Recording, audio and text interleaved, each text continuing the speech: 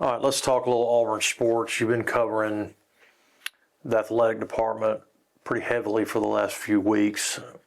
Would you say overall, from an overall athletic department standpoint, would you say stock is up, stock is down? What's your assessment of the Auburn athletic program right now? Yeah, I mean, I would say it's kind of in the middle. If I had to lean one way, I'd say stock is up. From an overall standpoint, I think about last week, Auburn women basketball pick up a big win. Auburn men's basketball program kind of looks to be on the upward train after a good road win last night against Ole Miss. Auburn is attacking the transfer portal very well. Things are going well on the football front there. People are believing in Alex Golish. People like what they're seeing there from them and that staff. So overall, man, I think that the stock is up. Baseball, they have high hopes out there on the diamond this year, especially after hosting their first super regional in program history last year. Looking to build off of that. So overall, I think Auburn athletics is in a good spot. And I think the spring sports, if they're about to get rolling, I think that Auburn fans will be pretty happy with what they see. Cautiously optimistic is a word that we kind of toss around a little bit. I mean, is that kind of where the Auburn fan base is right now? I feel like, football, you're kind of looking ahead to basketball. Basketball's been a little bit in flux. Maybe it's been a little bit of a disappointment. I think Auburn's 3-3 right now in SEC play, but trending in the right direction. So is that still kind of where the Auburn fan base is, just kind of a cautious optimism? Yeah, cautious optimism is a great way to describe it. Look, you can't be too high on Auburn football after the past 5 years, 5 straight losing seasons. Lots of talent has come through that program the past couple of years, and it's been disappointment after disappointment for them. So Auburn fans know, you got to temper your expectations on the gridiron. Basketball-wise, look, it was always going to be a different year this year for Stephen Pearl's Tigers. Obviously, you have to make the transition from Bruce Pearl, who might be a Hall of Fame coach one day, to, a first-year guy, and Stephen Pearl, a young guy who's got to learn the ropes, learn how this league operates, learn how to manage a program by himself. So all of these things he's having to juggle with, one returner from last year in Todd Pettiford. So things were going to look different on the hardwood for Auburn this year. I think there has been some disappointing times so far this season for Auburn basketball. Obviously, you'd like to see them be a little bit more competitive against those ranked opponents that they played earlier in the season in the non-conference. I think they lost 3 of those 4, 87 combined points, right? So you got to put up a little bit more of a fight there. There's been some close calls in SEC play, games that Auburn felt they should have won. But overall, I think that if they can continue to maneuver through this SEC gauntlet that they're about to endure, I like where Stephen Pearl's basketball team sits. There's, obviously you've got 2 electric scorers there in Keyshawn Hall and Todd Pettiford. You look, last night against Ole Miss, neither one of those guys necessarily lit up the scoreboard. Keyshawn Hall had a quiet 19. Todd Pettiford took control in the last 7 or so minutes. But they were both kind of quiet performances. They found a way to win the game. Mm-hmm. They only hit 2 threes last night on 17 attempts, but they hit a season best 32 from the charity stripe. So it's a team that's not quite experienced in the SEC, but they're finding ways to kind of maneuver and win games when things aren't going well. Yeah, Keyshawn Murphy last night has a double-double, so he's coming along. Mississippi State transfer. And I was looking at the scoring leaders, and I guess, my question is, you've got 2 really good players. You've got Keyshawn Hall, you've got Todd Pettiford. Those 2 guys are kind of your marquee guys. And it seems like those are the guys that are kind of driving the bus right now. But then you've got Kevin Overton, who's averaging 12.2 points a game. Going back to Hall, he's the 3rd leading scorer in the SEC at 20.1 points per game. And then Pettiford is averaging 13.9 points per game. Are you a little bit surprised at Pettiford's numbers, or do you want to see those numbers tick up a little bit more as the season progresses, particularly in the scoring column? Yeah, I don't think they have to for this Auburn team to find success. I think that Todd Pettiford kind of knows his role, like, hey, I've got to be a leader. Keyshawn Hall can be my scorer. Let me go facilitate and play defense. So I don't necessarily think that Tahad has to go out and drop, a 20 ball every time that Auburn plays. I would like to see him score the basketball a little bit more and kind of take over for full 40 minutes like he did last night in the, down the stretch against Ole Miss. That was the Tahad of last year. That was the March Madness Tahad. His road performances this year have been a lot better than they have been at home, which is kind of weird. I don't think he's surpassed 13 points at home this year. He may have once. I'd have to go back and look, but he's not lighting up the scoreboard, in Neville Arena. But we can't get too far into an Auburn basketball conversation right now without talking about Filip Jovic, the freshman transfer from Bosnia. 6'8". He started off a little slow. I heard the broadcast team last night in the basketball game say that the first time that Stephen Pearl met him was picking him up at the airport to come get him for class. So this guy came straight over, got to class, got to work. So it was going to be a transition period for him. This guy's lit it up huge in SEC play. Going into the Missouri game, he had 7 consecutive makes from the field. He extended that streak to 11 before he missed it, but he had a 23 points for a career high. He had another pretty efficient night last night. He's leading Auburn in offensive rebounds. He plays hard. He plays aggressive. Him and Keyshawn Murphy both are picking up their play in the midst of SEC, in league games. So I think that's huge for this Auburn team. Earlier in the year, the interior presence was not what it needed to be. Obviously, when you go, 2, 3, 4 years with a, Walker Kessler, Jabari Smith, a Dylan Cardwell, and of course a Janai Broome, and you don't have those guys anymore, it's going to be different. These guys are starting to pick up their play. Emeka Okpuru, came in. He was, a backup big man. He wasn't going to necessarily put up the numbers that, you needed, but he would have provided some valuable minutes. And Filip Jovic is picking up right where, Emeka Okpuru would have filled in. So all in all, I like where this team sits. I think Tahad needs to continue his role as a facilitator, score when you have the chance. Keyshawn Hall, obviously, he's going to get his. He might have an off night or two like he did against Missouri. But this basketball team can be explosive on the offensive end. For them, it's just a matter of, can I play full 40 minutes of tough, hard-nosed defense and keep teams off the scoreboard as well? I feel like the Auburn faithful really got deflated about the Michigan loss and then the Purdue loss. But I mean, everybody's lost to Michigan and Purdue. I mean, those are 2 of the best teams in the country. So let's just say you just get those out of the way, boom, they're out of here. And now do you feel even better about Auburn's chances moving forward? I mean, honestly, and we'll talk about the SEC in a minute, but I mean, how good is the SEC overall? And does Auburn have the capability of performing extremely well in an SEC that may not be the best conference in college basketball? What are your thoughts about that? Yeah, I think that overall, if you compare it to years past, especially last year, the SEC's probably down a little bit. You had obviously Florida go win a national championship last year and Auburn compete in their second Final Four in the last 6 tournaments. So that was a pretty strong SEC. This year, while the SEC is still pretty tough, I don't think they have quite the top-notch talent overall around the league. If you take away those losses, again, that was a brutal non-conference schedule that Bruce Pearl left Stephen with in his first year. Again, you have 10 newcomers and Tahad Pettiford, a sophomore, coming in and being like the leader of this team. So that was going to be hard to manage. Again, you would have liked to see him be more competitive, but that's in the past.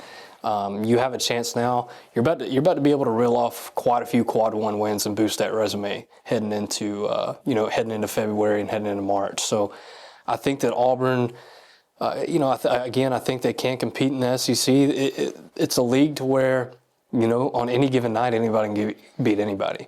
You look last night, Ole Miss beat Georgia the other night on a buzzer beater, and then last night they couldn't really score a bucket. Florida goes on the road, drops their first one in conference play. They're on a 3-game win streak. They go and beat Vanderbilt, number 10 team in the country, on the road. I feel like they're kind of the X factor. Kentucky's getting a little bit better. They lost Alabama at home. They go beat Tennessee. Florida seems like kind of a dangerous team right now, and by the time this gets loaded, the game will probably be over. But Auburn's got to go to Gainesville, and then they've got Texas at home on Saturday. And that's a place they hadn't won since 1996. Wow. Auburn has not won a basketball game in Gainesville since 1996. So that's going to be a tough one. Look, Auburn started against Ole Miss on Tuesday night. 3 of their next 4 will be played on the road. They go to Gainesville Saturday. They come back home for a midweek matchup against Texas, and then they hit the road to Tennessee. It's not easy. It's definitely not easy, especially when you factor in, the defending national champions in Florida, and then having to go play a Hall of Fame coach, another one in Stephen Pearl's first year in Rick Barnes. The good news for Auburn is, again, they're battle tested. They played the likes of Michigan. They played the likes of what I think is the best team in the country right now in Arizona. They played Purdue. They played Rick Pitino and won. They traveled to Las Vegas and played in the Players Era tournament where they beat Oregon, right? So they've got they're battle tested. I think that, and again, when you look at this, you look at Keyshawn Hall. He's played a lot of basketball over the years. You look at Keyshawn Murphy, has SEC experience. You look at Tahad Pettiford. This guy's been to the Final Four. And then obviously you've got your Philip Jovich's, your Elijah Freeman's, your young talent who might not necessarily have the experience in a hostile environment on the road. But I think you can lean on the older guys and the guys with much more experience to kind of lead this Auburn team through the gauntlet that they're about to face. I mean, look, 12-7 overall, and that's not bad at all. Considering the gauntlet that you mentioned, the pre-conference gauntlet that you mentioned, and then 3-3 in the SEC, and you just picked up a road win against a pretty decent Ole Miss team. Look, I don't care. It's hard to win on the road in the SEC. Period. Period. Getting an SEC road win is a big deal. So you got to be feeling better if you're an Auburn fan. Yeah, and Ole Miss game specifically, they were coming into this one on a 3-game win streak. Stephen Pearl talked very highly about 3 players, 2 in the backcourt, 1 in the front court, Malik Dia, who was their leading scorer. Auburn held him to 2 points on a 1 of 3 clip from the field last night. Got him in some early foul trouble, came in with a great game plan. And, I don't think it can go unnoticed. Yes, Stephen Pearl's the head coach, but every one of Bruce Pearl's assistants from last year stayed. So the cohesiveness on that staff, the familiarity on that staff, you've got Burgomaster calling the offense. Stephen Pearl's been manning the defense for quite some time. Corey Williams has been here now a couple years. This is a staff that knows how the SEC works. They know how to operate. You always looked at Bruce Pearl in post-game. He was giving his credit to his coaches. Coach, why was your defense so good? Oh, that was Stephen Pearl. He had the scout. Coach, you dropped 100-plus points. Yep, give credit to Mike Burgomaster. Those are the same guys calling the plays. All right, so I think that, I think that this staff and this team altogether, they're well-equipped to handle what's coming forward. And Auburn simply does need to win games on the road. Again, it's going to be tough when you're playing Florida, where you hadn't won in 20-plus years. It's going to be tough when you're playing Tennessee. It's going to be tough when you go to Coleman Coliseum and play Alabama. But you've got to find a way to win some of these games if you want to boost your roster, boost your resume for March Madness. Yeah. What do you think Bruce is thinking right now? Because they'll pan to him in the crowd, and it just looks like he's just itching to. Look, I've been a coach, and it's a strong pull, man. And to step away from it, but you've got your son, and look, if I stepped away and my son was a head coach, I'd want to be right there beside him. I wonder how hard it is for him to kind of take that step back. Yeah, no, look, I was at the game in Birmingham when Auburn played Houston, and I caught a video of him in the stands going crazy. That went absolutely wild on social media. No, he's into it. Look, This guy, he loves Auburn. He built that program from the ground up. That was a bad program before Bruce Pearl got there, and they struggled in his first couple of years. So, he's obviously got some sort of strong sentiment towards this program, and especially when your son takes over. He recruited every player on this roster. They had no roster turnover once Bruce Pearl left. All right, so he's got a connection with the players. He knows these guys. He hired that staff. So there's obviously going to be some strong feelings. And when you've been in the game for as long as he has, it's obviously going to be hard to just step away. But I think he's probably enjoying life on the TNT set, getting to talk, college basketball on a national landscape. I think that he's great at that job. I think he can talk with the best of them. He's a great ambassador for Auburn University. He's a great ambassador for Auburn basketball. I think he's going to be just as valuable to this program off the court in the coming years as he was on the court. Mm-hmm. Let's talk football. And look, man, the reality is, hey, you got to deal with the transfer portal. I mean, that's it. That is the ecosystem of 2026 college football. So I want to talk for just a second about portal, and let's start with in your opinion the biggest portal losses. The biggest portal losses for Auburn. Who are the players that stepped into the portal that Auburn lost, and then let's talk about biggest portal pickups after that. Yeah, obviously it starts with Cam Coleman. This was a guy that, when Alex Golesh got to Auburn in his first introductory press conference, he talked about roster retention. That's number one priority. Let's get the guys who are here that we want. Let's keep them here. You go and you lose Cam Coleman, you lose Deuce Knight, you lose Malcolm Simmons, you lose some talent in that receiver room. Your offensive line took a hit. You lost a lot of guys too, strictly just because they ran out of eligibility. You lost Xavier Chaplin to the portal. You lost Connor Lew to the NFL draft. This was a roster that saw 50-plus guys depart. And there was absolutely nothing that Auburn could do about it. It was tough for Auburn fans to have to sit there after an Iron Bowl loss in November and watch their roster just depart in droves for a month. There's nothing you can do. Can't bring anybody in.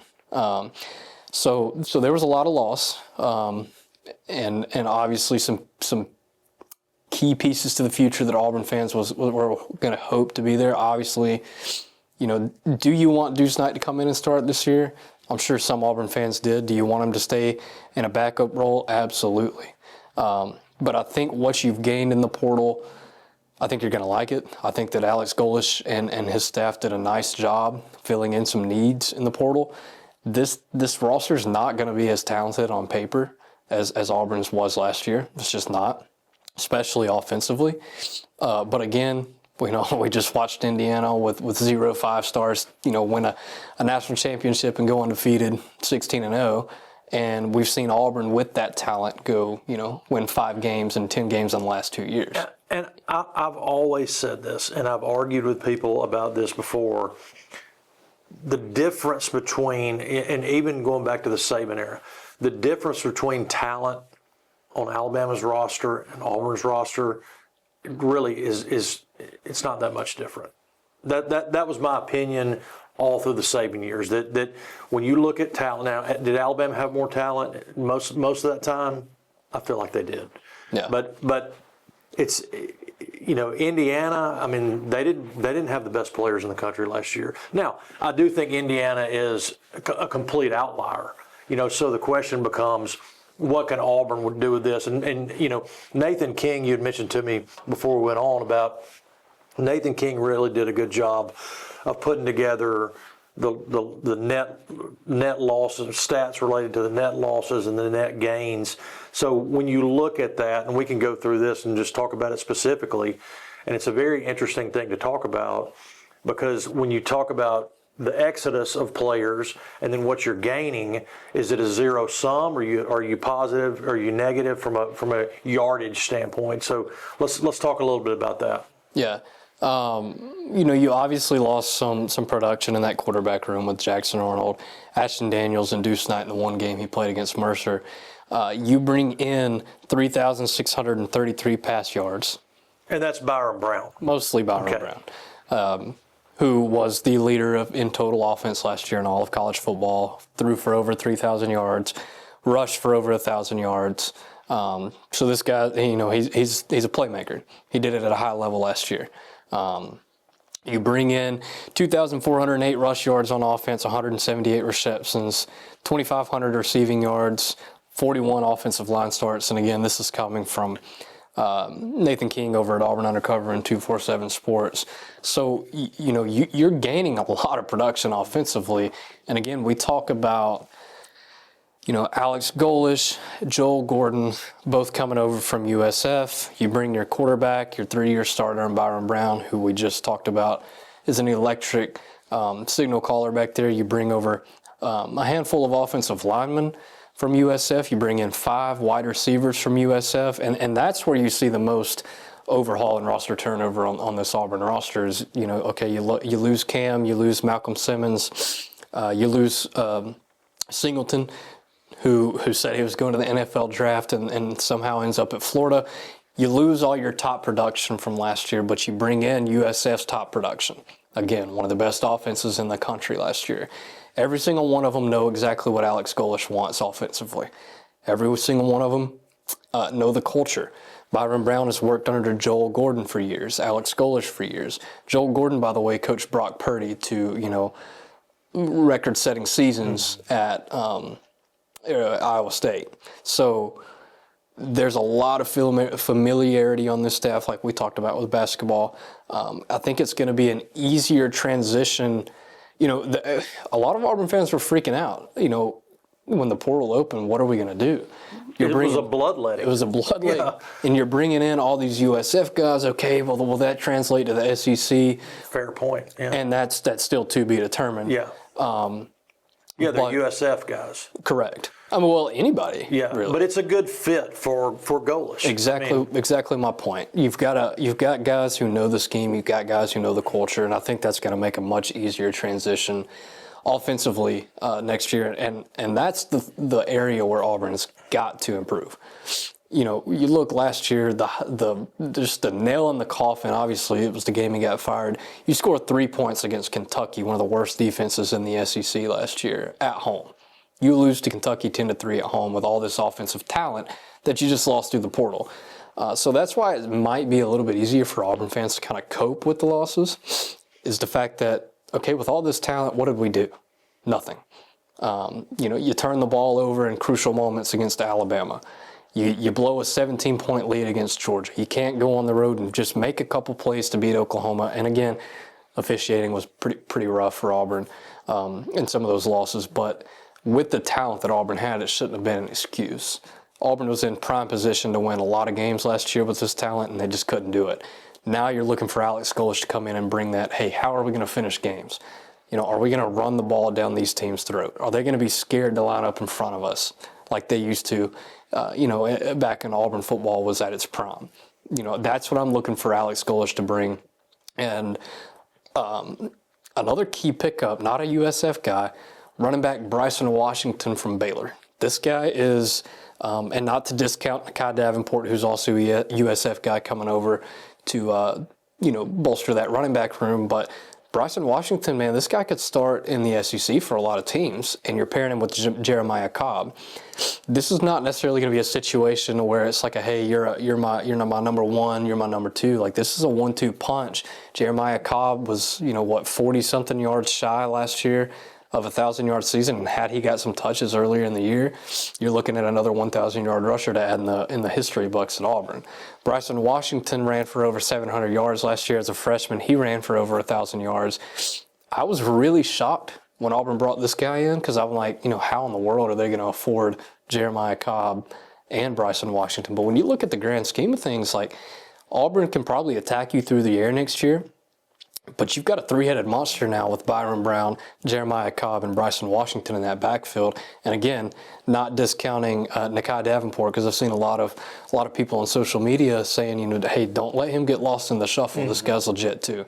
So a lot of production coming in through the portal offensively. It's just a matter of, can you get over the hump? Mm-hmm. If you had to say something to Auburn fans right now, is like, calm down. It's gonna be okay, or hey, it's time to hit the panic button. Where are you in that assessment? Well, it's not time to hit the panic button, because this is a completely new staff. This is a completely new regime, and they've got to kind of get the ball rolling. Last year was the panic button. We were all pressing the panic button. We've got to figure something out here. This is not working. So I would say calm down and let this play out. I do have some high expectations for this offense solely because you are bringing Byron Brown in. This is a guy who, and I'm including Cam Newton into this. You've not had a quarterback come to Auburn through the transfer portal or whenever pre-transfer portal, just transfer a guy with the resume that he has. Nobody has come here with 4,000 total yards in one season to orchestrate your offense again under the same regime as he did that under at USF. I think Byron Brown coming to Auburn completely changes what this offense looks like.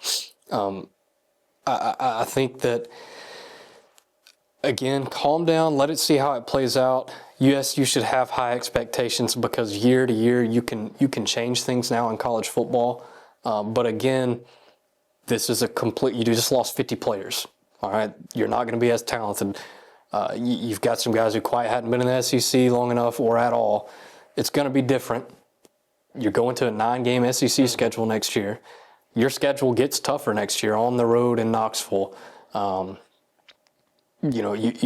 go on the road to Ole Miss, I believe. You go to a lot of places. You still play Alabama, Georgia. So it's going to be a tough schedule. It's going to be different. Lots of new faces and a fresh start. But I definitely wouldn't say hit the panic button. You bring up an interesting point. With the transfer portal, there are two things that I'm seeing. Number one, going back to what you just said, the speed at which you can turn a program around. It gives you the ability, I believe, to turn a program around faster. The second thing is it hurting high school recruiting? I was talking to Ray Mellick, so that I don't want to take credit for that thought because I was talking to former sports writer Ray Mellick about this the other day, and as we were leaving his podcast, he mentioned that. He said, I do believe it's sort of decimating high school recruiting because why would you recruit a high school player, when you can just work the portal and you can just work it to death. I mean, there's 4,000 people in the portal. Mm-hmm. So why would you recruit a high school player? And I'm not saying that you shouldn't. I'm just saying that if I'm a college coach, am I not working the portal more so than I am trying to get that high school player? So tell us your assessment about those 2 points. That's a loaded question. There's a lot of different ways you can get into that. I'll first start off by just talking about Kirk Cinetti at Indiana. He just recently went on record saying, hey, if I can go get somebody who's experienced, there's a lot of complaints about Indiana being an old team, much like Auburn's basketball team last year. They were an old team, saw a lot of success. Well, I mean, every other team has access to the portal. Why not?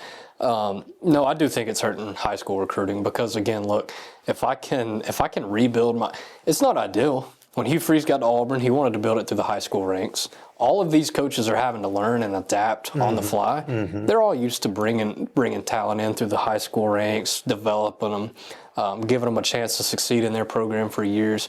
You can't do that anymore. That's why the whole Deuce Knight thing for me was, when people were upset about, why would you bring Byron Brown in when you have Deuce Knight for 3 years? Deuce Knight's not going to promise you, next year. So I would lean toward the portal if I was a coach. I think it is hurting high school recruiting. I think that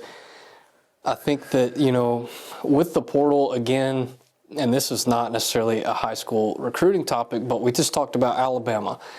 All the talent that they had. Yeah, maybe Auburn had some talent with the 1s versus 1s against Alabama, but Alabama had two and 3 star, their second and third strings were full of 5 and 4 stars as well. That's a fair point. And you won't see that anymore. Yeah. You won't see a team. First off, you can't afford it. You can't afford it. The number being thrown around right now for championship level rosters in college football is 25 to 30 million. Well, okay, I got to pay my quarterback. Well, the number for that right now is 2 to 4 million. I got to pay my offensive line. Once you start paying these guys, you're getting that $20 million. I'm getting loosened up just thinking about it. Yeah. I may. All right. I mean, it's. I've still got a little eligibility left. So. Yeah. Apparently we can all find it somewhere. But look, no, I do. I think it's hurting high school recruiting. I like the fact that you can turn around a program. I think this is like an Alex Golish's situation. Heck yeah, use the portal. It's going to help me. Why not? But at the same time, if I'm trying to build a program, Nick Saban, type program, why, I've got to do it through the high school ranks. I've got to get people in to learn the culture. I've got to develop them into the player and mold them into the player that I want them to be in. That's why I admire Ty Simpson. Like in the midst of all the chaos and the transfer portal and the money that was probably being thrown his way, he stuck it out. He stayed at Alabama. He waited his turn. Regardless of your thoughts on him on or off the field, you got to admire that in today's college landscape. You got to admire that in life. Yeah. Because life is not facilitating that in any way. It's not facilitating a sense of loyalty, a sense of grit. It's just, hey, if I'm not satisfied with something, I'm out, and I mean, not to get too philosophical here, but I mean, what are we teaching our young people, and it's certainly not loyalty. But there's, the flip side of that is there's some intrigue about the portal. Let's look at Keyshawn Hall. I mean, I wrote this down because, this is his fourth team in 4 years. UNLV, George Mason, Central Florida, now Auburn. Mm-hmm. Okay, but it's working out for Auburn. There's some intrigue there. Does that matter?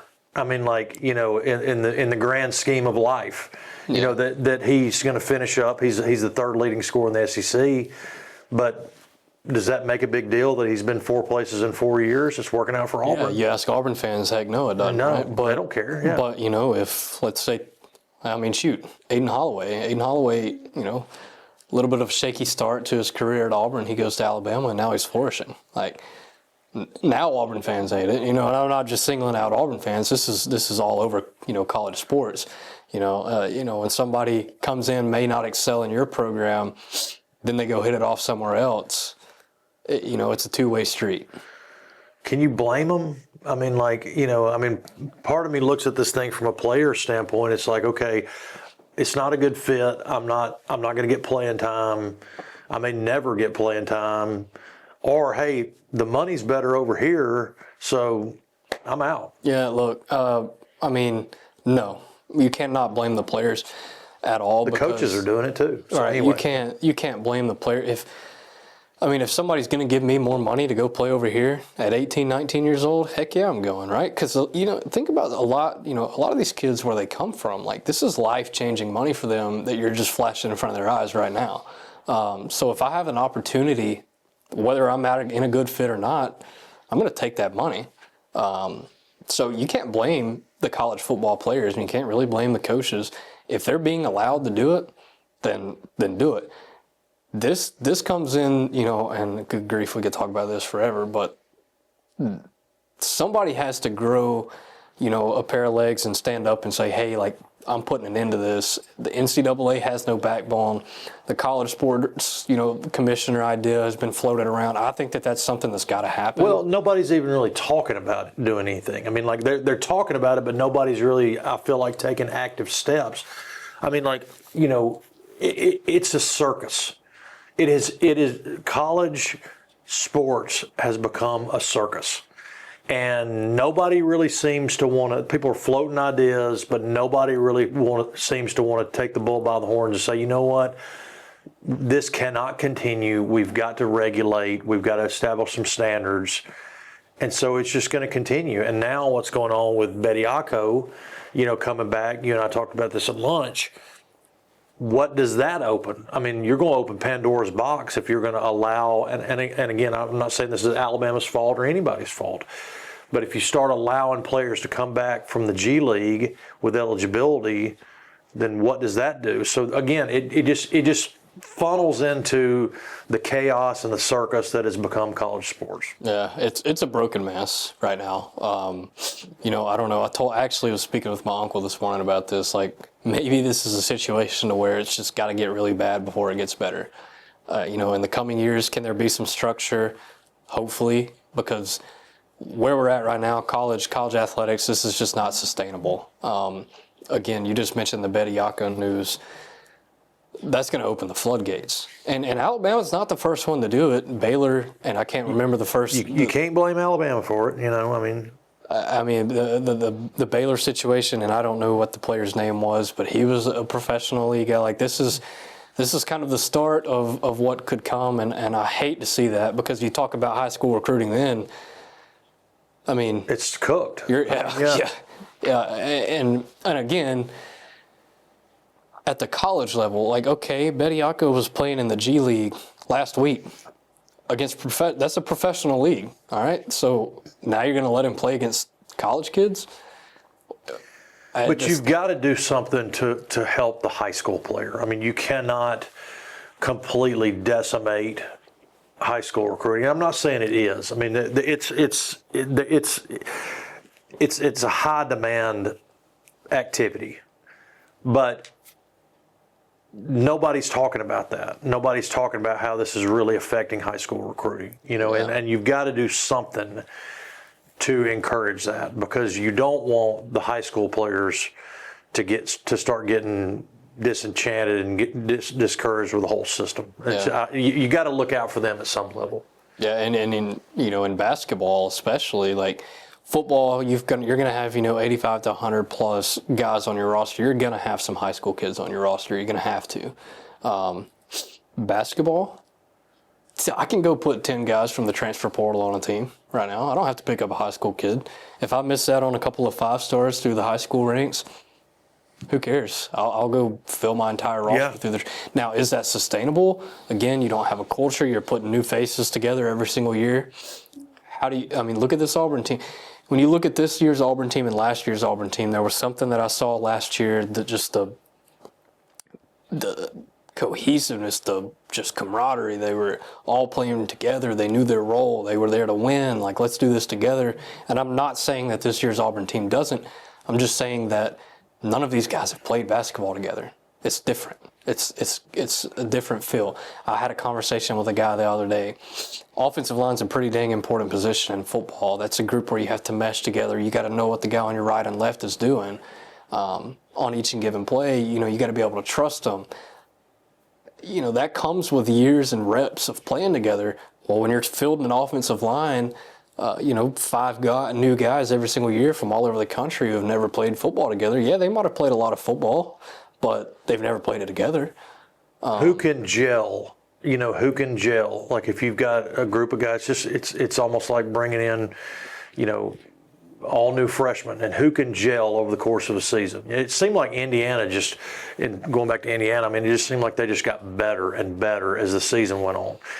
Can Auburn do that in basketball? Can Alabama? Alabama basketball has got a whole new roster. We need to move on. I want to talk about very, very quickly.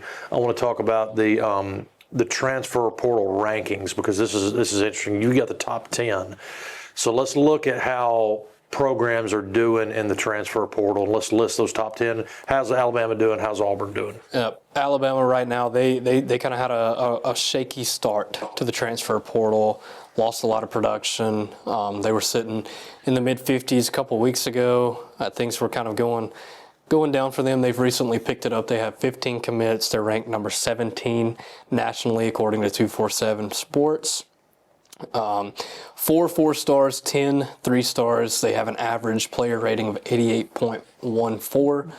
So, could there be some more pickups for Alabama and teams across the nation? I believe so. I think that, and I can't necessarily go quite in depth with what Alabama's brought in, but it's new. It's going to be different. You lost a lot of production. You're a lot of new faces. But again, I think that Alabama ended this transfer portal cycle on the upward trajectory as to where they started. I would still say kind of average, like their year this past year. And I'm an Alabama fan, so I would say that's pretty average. Yeah, absolutely. Below average, in my opinion. But you've got Auburn sitting just outside the top 10. If they were in the top 10, they would have the second most commits. You've got Oklahoma State with a whopping 54 commits in the transfer portal. Next highest is LSU, sitting number 1 with 39. But Auburn's brought in 34 commits. They've got 4 4-stars, 28 3-stars, an average player rating of 87.6. Again, lots of new faces. We could sit here and talk about every single player, every single name, but that would take forever. But lots of key pickups on the offensive line. They really got after it the past couple weeks on the offensive line. Brought in some starting caliber type pieces there. Brought in a couple of defensive linemen. I'll highlight, former 5-star Deshaun Womack, who signed with Ole Miss. This is a guy who could come in and kind of fill the void left behind that Keldrick Falk and Kieron Crawford are going to leave on the edge. That's a room now that you're looking at a lot of talent. Your front seven was what won you, or what kept you in a lot of ball games last year with the talented front seven. Your linebacker room, you didn't have to hit the portal for that room. Headlined by the first All-American since Deshaun Davis, I believe, in 2017. Xavier Atkins is back. He was obviously stellar last year. You've got DeMarcus Riddick, who's coming off a shoulder injury, who should be back. Elijah Melendez played a lot of football as a freshman. Bryce Diaz played a lot of football as a freshman. You lost your 2 starting cornerbacks, but you brought in a couple of pieces there. Andre Johnson, I believe, from UCLA. And then you pair him with returners like Rayshawn Pleasant and Blake Woodby and guys like that. I think Auburn's defense is set to kind of continue the standard that DJ Durkin has set there. Again, lots of new pieces offensively. We'll see how that meshes. Going into the top 10. Yeah, count us down from 10 to 1. Let's get the top 10. Got Notre Dame here with 7 commits, 6 4-stars and 1 3-star. You've got Kentucky, who has been throwing some money around after Mark Stoops is out there in Kentucky. You've got 29 commits, 5 4-stars, 23 3-stars. Texas Tech, who's just playing with money at this point, has 20 commits, 1 5-star, a 4-star, and 4 4-stars and 14 3-stars. They obviously threw out a pretty lucrative deal to Brendan Sorsby to get him over there. At Texas Tech. You've got Indiana with 17 commits, which is kind of crazy to sit here and think that Indiana's in the top 10 of the transfer portal, considering they've been playing football for the past month en route to a national championship. Imagine being... Cignetti's a robot. Right. Imagine being Kirk Cignetti having to sit here and manage game planning for the biggest games of your life while also having to worry about next year. That's what's messed up about college football. Oklahoma State, mentioned them earlier, crazy 54 commits. 1 5-star, 4 4-stars, 41 3-stars. You've got Penn State, who was going through, they were ready to set that place on fire.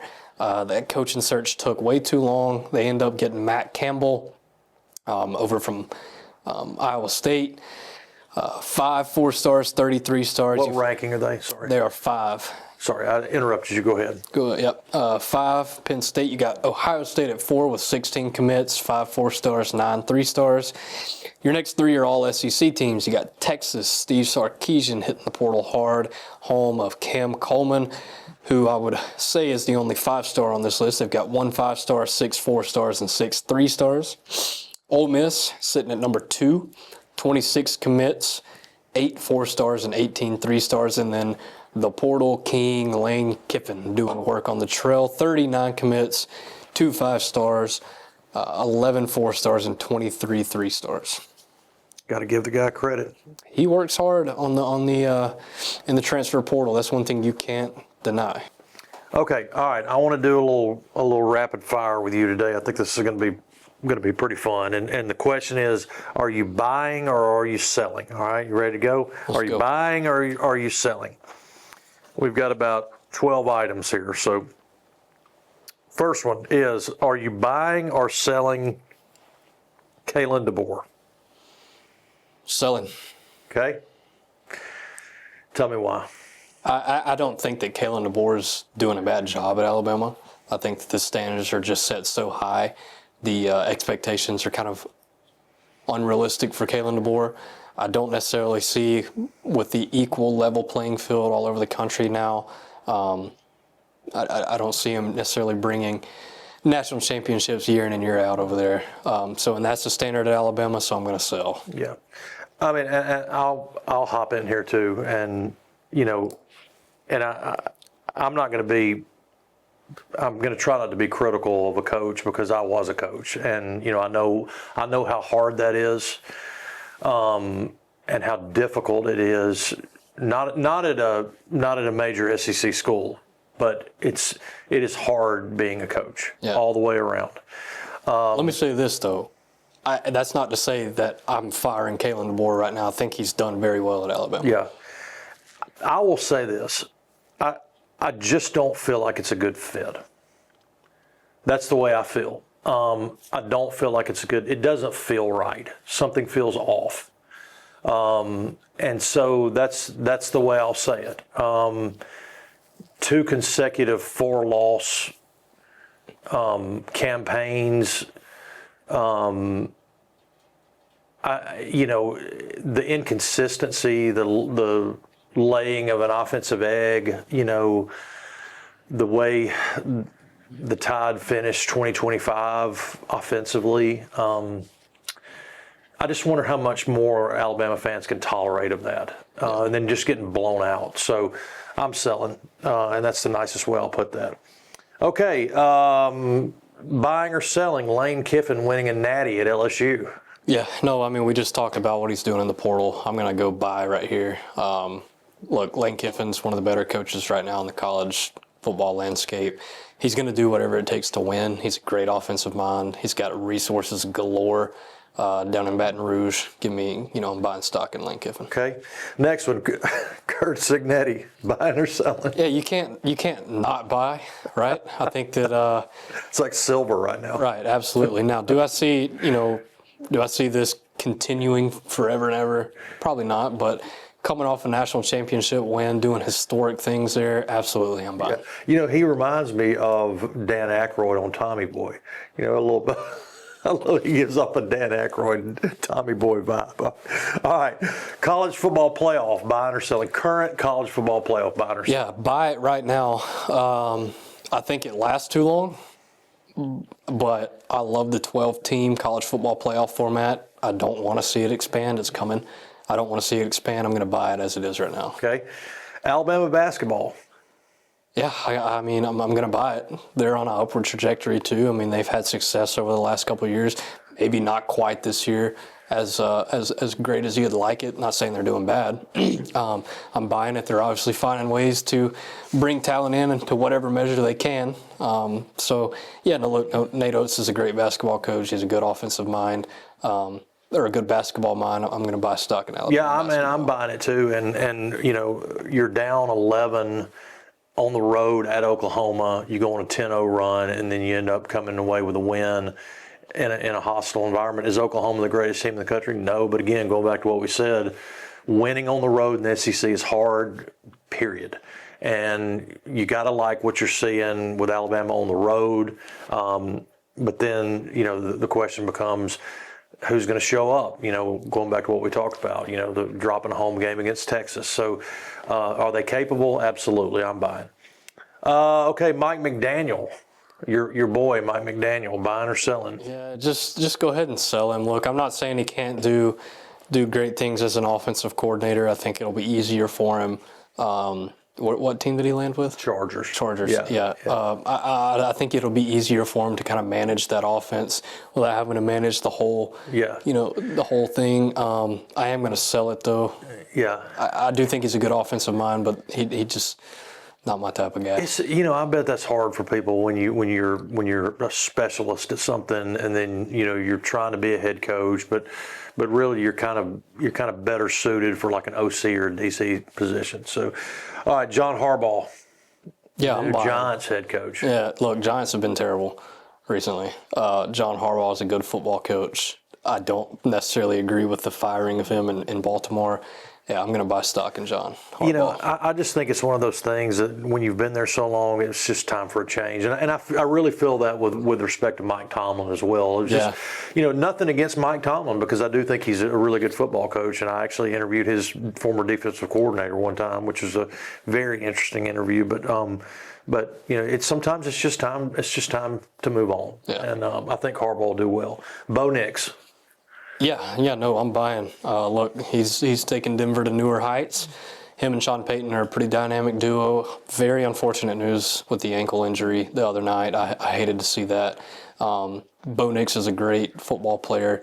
Wish he would have stuck around the Plains a little bit longer, but yeah, no, absolutely buying stock. My fantasy football guys, I was in a league at our church, and they were making fun of me about. He was my quarterback for a while, and I mean, he was, from a fantasy standpoint, he was very inconsistent, but from a win standpoint, he was not. So it's really incredible to see how that franchise has turned things around, and It couldn't happen to a better guy. Okay, NBA basketball, buying or selling? NBA basketball. Sell it.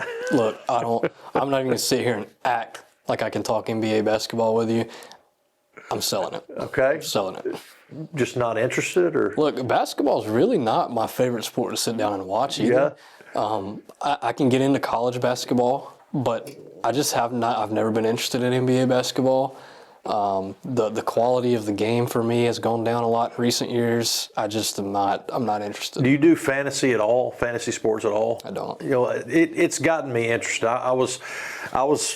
I didn't watch NBA basketball for probably a decade. Just kind of got disinterested in it for different reasons. But I started doing NBA fantasy a few years ago, and it's gotten me back into the game, and I really enjoyed doing that. And it's got me watching the game a little bit more. It's a different game.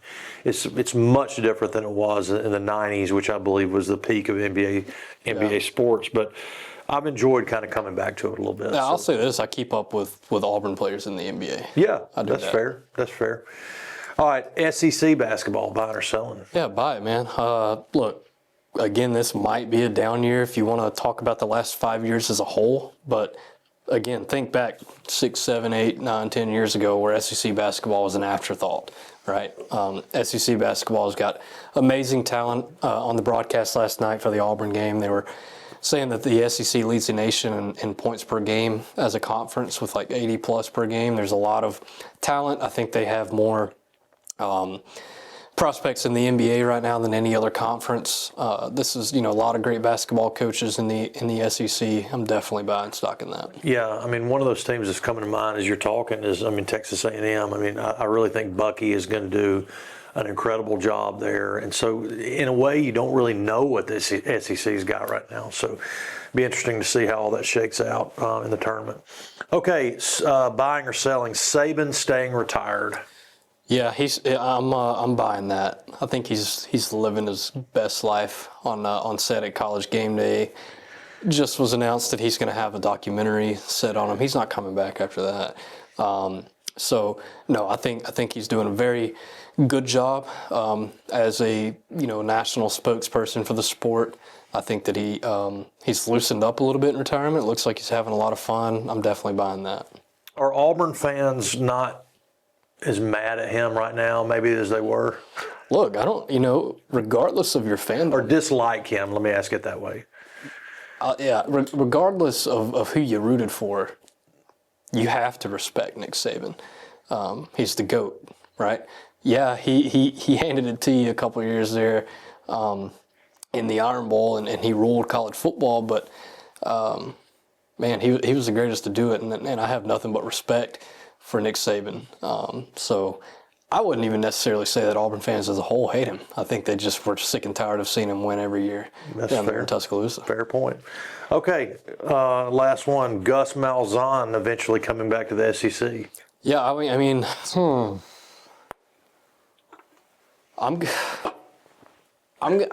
gonna sell it, but I'm gonna sell it because I think he's reaching the end of his career. However, I will never rule that out as a possibility. I will never see Gus Malzahn as a head coach in the SEC again. There's no way that happens. Coming in as an offensive coordinator, I could totally see it at a school like, maybe a Kentucky down the road. So I don't know, something like that. I could see that happening.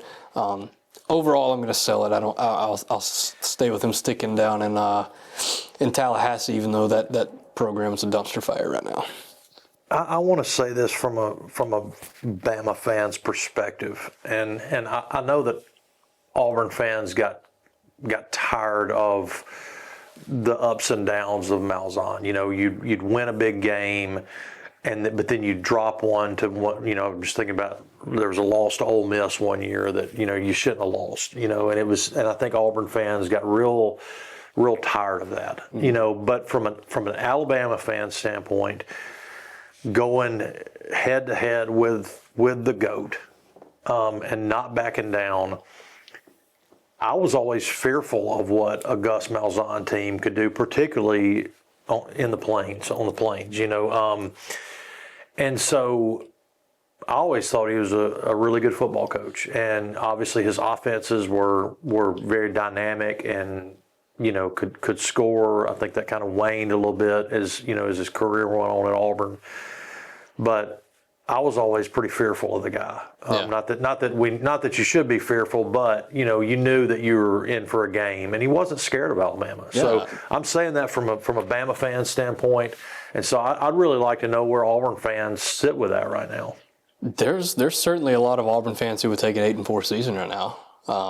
So I think that a lot of people thought at the time, and I was one of them, like, okay, it's probably time to move on.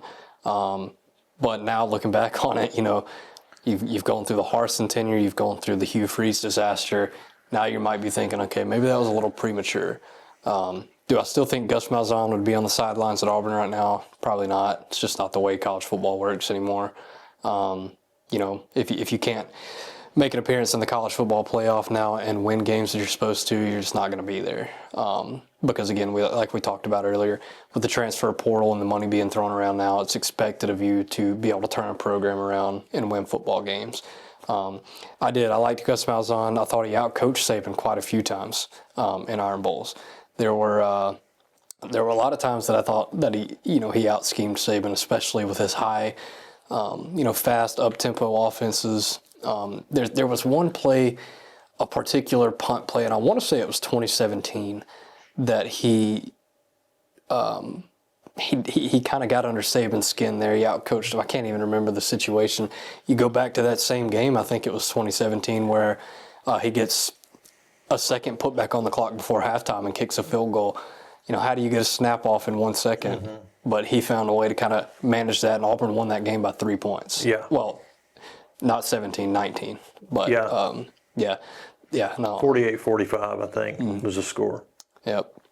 Let's do this before we go, and you and I said we were going to talk about this, and so I do want to talk about this because I love this discussion. But we were talking about Indiana, 16-0 Indiana, as related to the 2019 LSU team, and I honestly, I mean, that LSU team was a very good team, and they end up beating Oklahoma with Jalen Hurts. Then they end up beating Clemson in the national championship game. Joe Burrow wins the Heisman.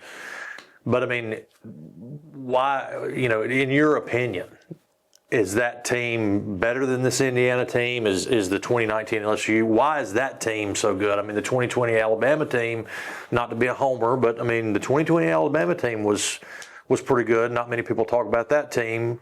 It seems like that 2019 LSU team gets a lot of buzz. So what are your thoughts about, who's the best team over the last, say, 10, 15 years? I'm going to give that nod to the 2019 LSU team. I mean, they were beating teams into submission, and Indiana did too. Alabama did in 2020. But that LSU team was special, and I don't know exactly how many guys they had go and play in the big leagues. But Joe Burrow, I mean, I'm not going to sit here and tell you they had a better season than Cam Newton because Cam Newton's legit.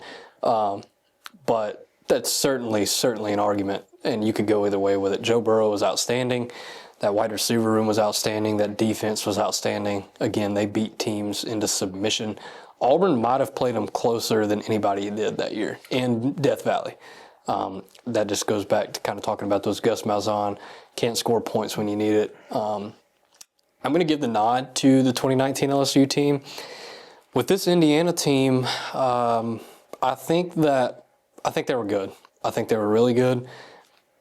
I think that they were very well coached, obviously, but a lot of people might have kind of been caught up in the hype of, oh my gosh, Indiana. Like Indiana, out of all teams, is about to win a national championship. Now, they did just, complete a historic run of a 16-0 national championship, first ever in program history. It's the first time since 1894 that there's been a 16-0 season. I saw a crazy stat today. It was like 1,500 snaps of football without a fumble lost.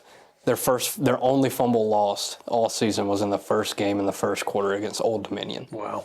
So that's just a disciplined football team who was going to go out there and they were willing to beat anybody. Well, I mean, you dominate Alabama. I mean, not that Alabama had their best team, but I mean that was utter domination on both sides of the ball. And Bama, I don't know if I've seen an Alabama offense that was more anemic than that game. Yeah. That's a tough one. I'm going to give LSU a nod. I think still Alabama 2020 would beat them, but that's not to discredit what Indiana just did. That was an historic run. Kirk Cignetti, you got to give him props. That was he's building something there, and that was special to see. Well, man, this has been awesome. I've really enjoyed talking to you, and I'm just hoping that one day we can get some. We're not in the transfer portal, but maybe we can get $5-6 million deals sometime soon. So let's see if we can get that in the works. We're due for something positive. So, all right, man, appreciate it. Yes, sir.